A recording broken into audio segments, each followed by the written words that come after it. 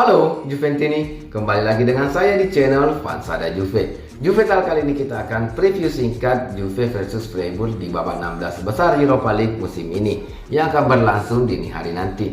Sebelum masuk ke pembahasan, seperti biasa saya ingin mengucapkan terima kasih kepada teman-teman karena telah mengklik video ini dan subscribe channel ini.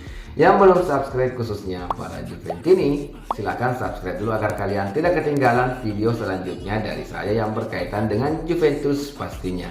Menjelang pertandingan dini hari nanti di Europa League, ada beberapa rumor yang cukup menarik yang ingin saya sampaikan kepada teman-teman, yaitu mulai dari Adrien Rabiot yang dikabarkan akan meninggalkan Juventus di akhir musim nanti secara gratis atau free transfer.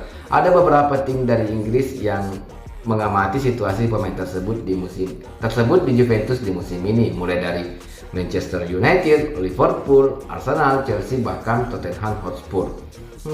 Kemudian ada juga Alessandro yang sempat dikabarkan akan meninggalkan Juventus juga di akhir musim secara gratis.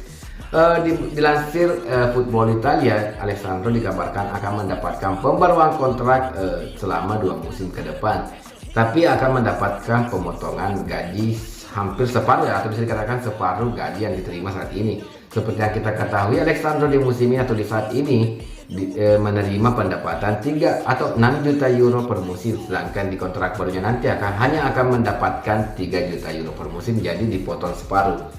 Apakah Alessandro ingin menerima perpanjangan kontrak tersebut atau memilih pergi secara gratis?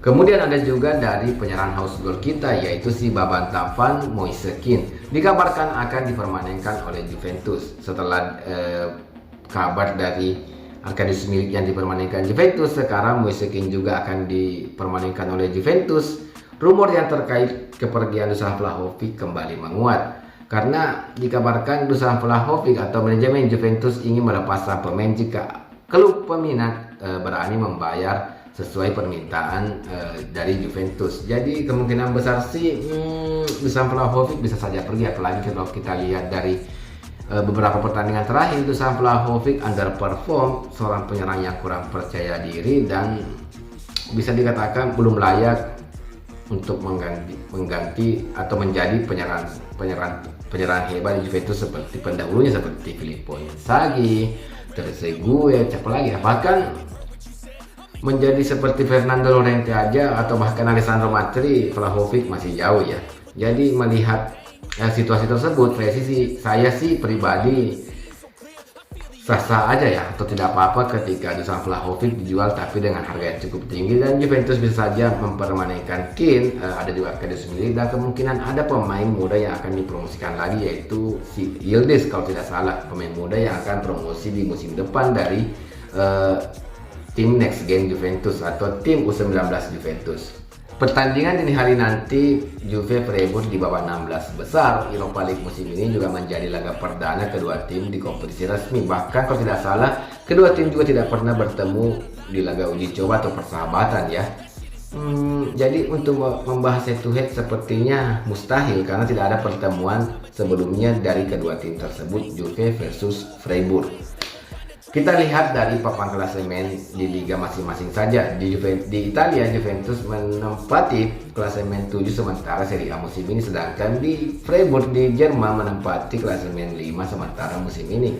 Kalau kita lihat dari 3 pertandingan terakhir mereka di liga masing-masing, Juventus di 3 pertandingan terakhir menghadapi Roma, Torino, dan Spezia, Juventus hanya kalah sekali saat menghadapi Roma kemarin ya, dan menang 2 kali saat menghadapi Torino dengan skor 4-2, Spezia skor 0-2. Sedangkan Freiburg di Liga Jerman di 3 pertandingan terakhir mereka hanya mendapatkan 1 hasil kemenangan saat menghadapi Bochum dan 2 hasil imbang saat menghadapi Bayer Leverkusen dan Borussia Mönchengladbach.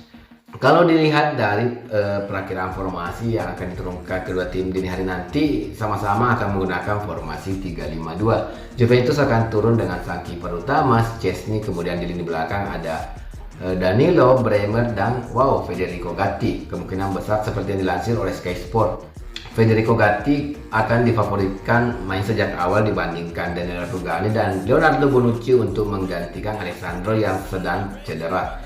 Kemudian di lini tengah Juventus akan memainkan seperti biasa Manuel Locatelli, Adrien Rabiot, Nicolo Fagioli, dan di sisi kiri ada Filip Kostic, dan di kanan ada Juan Cuadrado, dan di depan ada duet maut Di Maria dan Dusan Vlahovic. Kalau saya sih lebih memilih Moise Kean ya, kalau bisa memainkan sejak awal pertandingan dini hari nanti. Kenapa?